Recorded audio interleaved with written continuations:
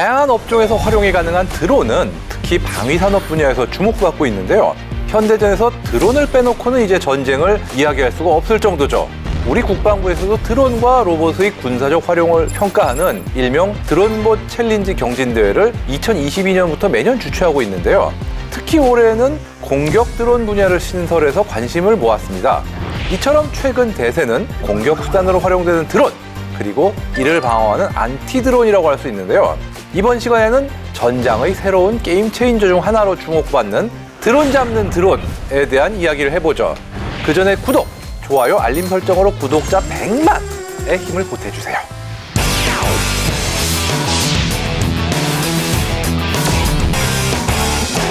원래 드론을 잡는 일은 대공포나 지대공 미사일 같은 기존 방공 체계들이 주로 맡는 역할이라고 생각을 했습니다.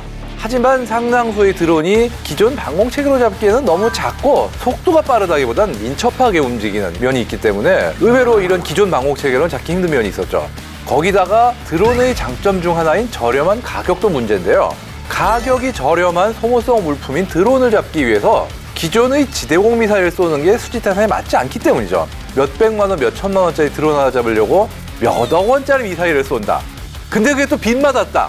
얼마나 억울하겠습니까? 그러다 보니 눈에는 눈, 이에는 이, 드론에는 드론으로 맞서기 시작했습니다. 대표적으로 이제 우크라이나가 그렇죠. 미군 역시 수년 전부터 드론 잡는 드론을 실전 배치 중에 있고요.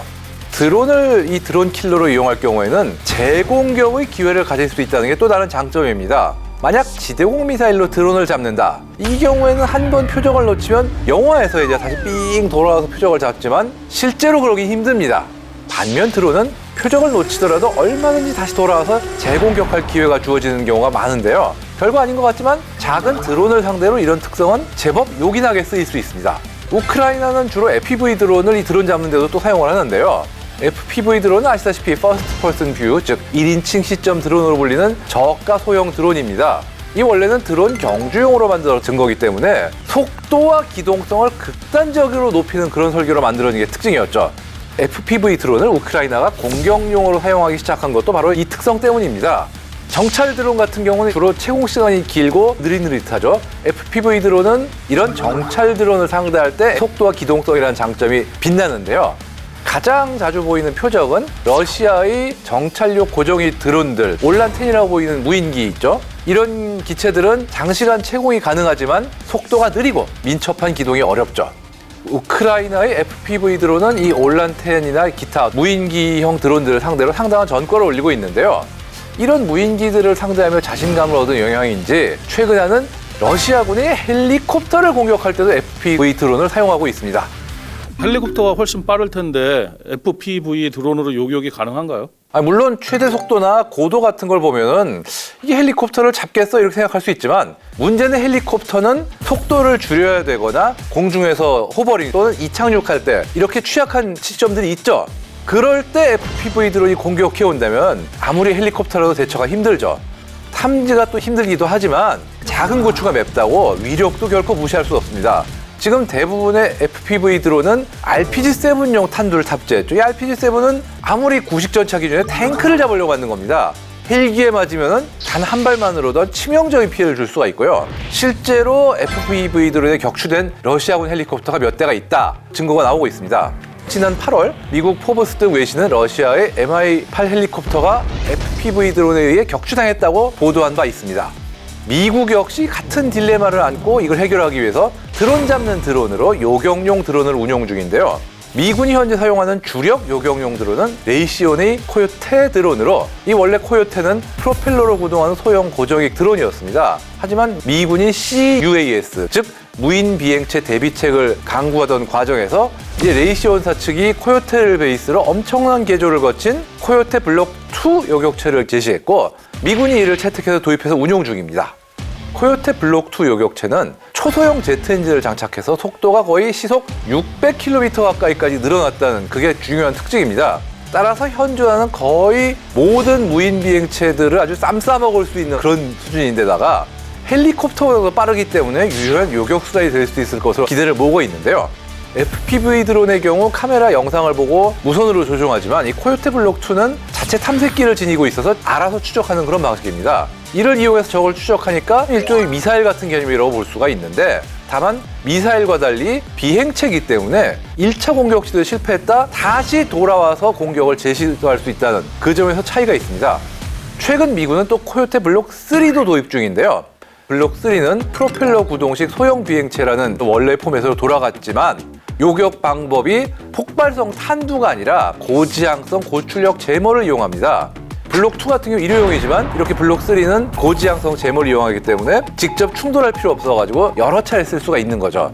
알려진 바로는 또 전자전을 비롯해서 정보나 감시 정찰 같은 다중 임무를 수행할 수 있도록 다양한 센서를 교체해서 탑재할 수 있다 이런 얘기도 있습니다. 이런 코요테에 경쟁하기 위한 신생 요격 드론도 등장했는데 이름도 재미있습니다. 혹시 그 추억 애니메이션이죠? 코요테와 로드런너 아시죠? 이 코요테가 로드런너를 잡기 위해서 정말 온갖 수를 다 쓰지만 코요테가 된통당하는 통과제리 같은 약간 그런 스토리인데요. 엔듀릴이라는 신생 스타트업은 코요테와 경쟁하기 위해서 로드런너라는 이름의 요격 드론을 개발했습니다. 로드런너도 코요테처럼 제트 엔진을 통한 고속 요격체라는 점은 같지만 오픈 아키텍처를 도입했다는 점에서 좀 다른데요. 다양한 센서나 탐두를 탑재할 수 있는 가능성이 열려 있고 또 수직이 착륙 방식이라 어디에서도 발진이 가능하고 또 요격에 실패하더라도 다시 출발지점으로 돌아와서 수직 착륙으로 내려와서 회수할 수가 있습니다. 그렇다면 군집 드론도 드론으로 잡을 수 있는 건가요? 사실 군집 드론이 조만간 미래전을 주도할 것이다 이런 이야기가 많죠. 군집 드론이란 여러 대의 드론을 동시에 운용하는 방식으로 벌떼처럼 몰려가서 표적을 위협할 수 있다는 게 특징입니다. 값싼 드론 떼가 몰려오면 사실상 대량 살상 무기 못지않은 위력을 발휘할 수 있지 않겠냐라는 우려가 있기 때문에 세계 각국에서 군집 드론 개발 및 대책에 열을 올리고 있죠.